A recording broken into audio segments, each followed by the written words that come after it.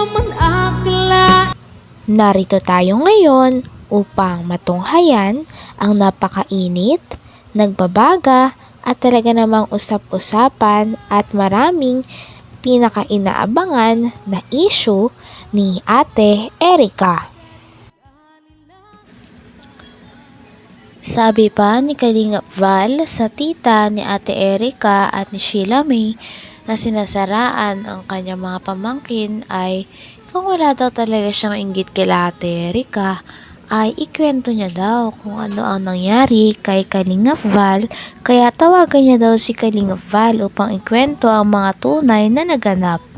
Kapag nakwento niya na daw kay Kalingap Val ang mga naganap, Gita, nandiyan ka sa ating live.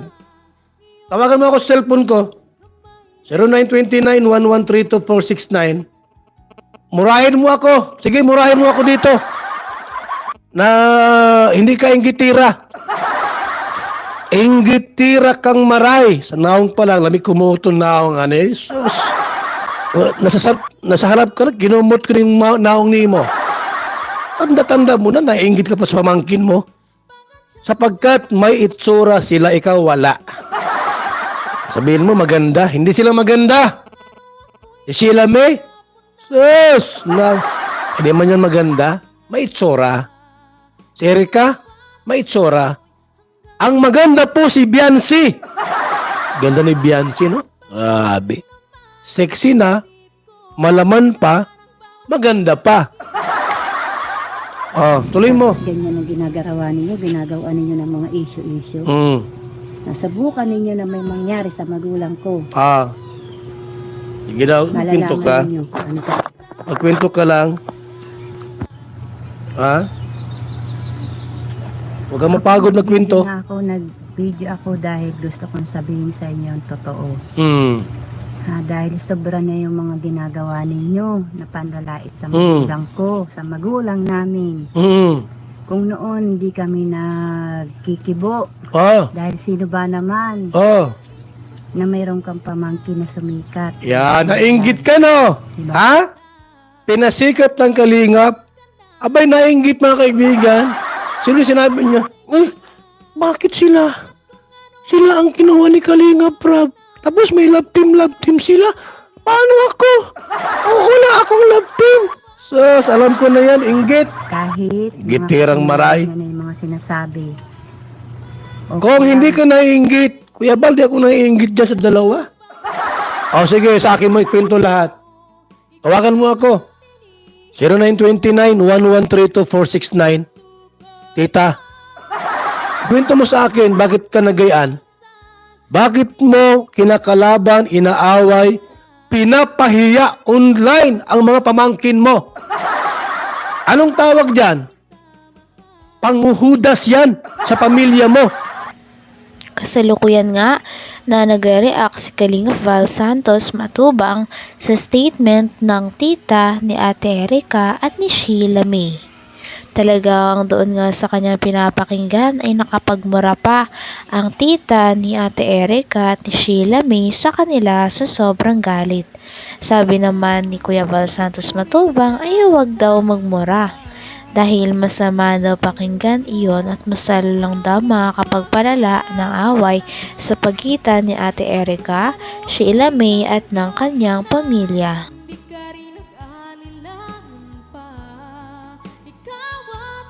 Sila ang kinuha ni Kalingap, Rob. Tapos may love team sila. Paano ako? Wala akong love team. Sus, alam ko na yan, inggit. Kahit Gitirang maray. Ano yung mga sinasabi. Kung hindi ka naiinggit, Kuya Bal, di ako naiinggit dyan sa dalawa. O sige, sa akin mo ikwento lahat. Tawagan mo ako. 0929-1132-469. Tita, kwento mo sa akin, bakit ka nagayaan? Bakit mo kinakalaban, inaaway, pinapahiya online ang mga pamangkin mo? Anong tawag dyan? Panghuhudas yan sa pamilya mo. Baka binayaran ka. Baka binayaran ka, tita. Sobrang panglalait sa pamilya namin, sa magulang ko. Mga ginagawa. Kahit ako, nilait ako na ako daw Talaga? may hawak ng budget. Putang ina, nising konduli. Huwag ka magmura dito! Ginawa kang budget na Ha? pera na yan. Ha? Pangit ka na, nagmumura ka pa? Di magandang ugali yan mga kalingap. Nagminumura yung pamangkin, no? Kung yan naman, kung kapatid ko yung minumura mo, tuloy Kung natin. gusto ninyong malaman, si Sheila May ang kontakin ninyo at siya ang may hawak ng budget ng pera ni John A. Hala! Kaya pala nawala yung pera kay Kalinga Prab, nilipat sa inyo. Mga hudas kayo! Grabe yung ginawa niyong panghuhuda sa Kalingap. Yung sponsor ni Kalinga Prab, ginapang ninyo! Aba tita, salamat, ni-reveal mo yun. Isang katanungang hindi ko po naintindihan at maunawaan. Ba't kaya binawi ni Jun A yung kwarta, kalahating milyon, pabahay ni Erika? Yun pala po'y ginapang itong dalawang may itsura. Ah? Yan po revelasyon. Nasaan ba si Sheila May? Kontakin mo ako, Sheila May. Kung itong sinabi ba ni tita mo'y totoo, kontakin mo ako. Mag one-on-one tayo sa loob ng kwarto. Huwag kang maingay kung sa ating... Kinwento nga rin dito ni Kalingap Val Santos Matubang na ayon sa kanyang napakinggan ay wala daw hawak na pera ang tita nila Ate Erika na galing sa Kalingap at sa mga tumutulong sa kanila. Ang pera daw na natatanggap ni Ate Erika ay dumediretso daw sa kanyang ate at ni Singkong Duling daw ay wala daw silang binibigay at tinutulong sa kanilang pamilya dati. Meron dyan, no? Exclusive lang. Private resort. Puntahan kita doon, ako lang mag-isa. Ha? Sheila May, anong number ko? 0929-1132469. Gusto ko gabi. Walang istorbo.